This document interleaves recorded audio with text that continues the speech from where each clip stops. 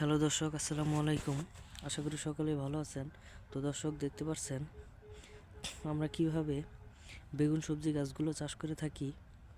তো বন্ধুরা, আপনারা যদি এই বেগুন সবজি গাছগুলো চাষ করতে চান, তাহলে কিভাবে এই বেগুন সবজি গাছগুলো চাষ করবেন তার সহজ উপায় আজকে আমি আপনাদের দেখিয়ে দিচ্ছি।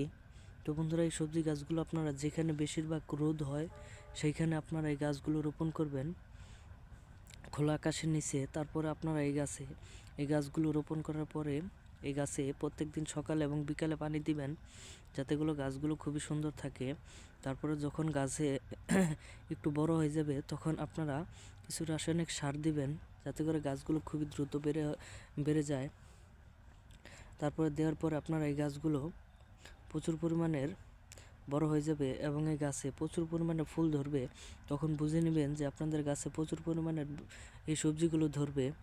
এই সবজিগুলো ধরার পরে আপনারা বাজারে বিক্রি করতে পারবেন, পাশাপাশি আপনারা নিজেরাও কিন্তু খেতে পারবেন এবং আপনাদের কখনো এই সবজিগুলো কিনে খেতে হবে না।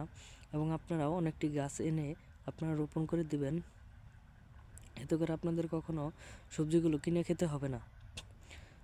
তো বন্ধুরা, এভাবে যদি আপনারা সবজি গাছগুলো চাষ করতে পারেন, তাহলে ভালো ধরনের লাভবান হতে পারবেন এবং এই সবজি গাছগুলো প্রচুর পরিমাণের ভিটামিন। তো বন্ধুরা, আমাদের ভিডিওটি ভালো লাগলে অবশ্যই চ্যানেলটি সাবস্ক্রাইব করে দিবেন। ধন্যবাদ সকলকে, সকলে ভালো থাকবেন। আসসালামু আলাইকুম।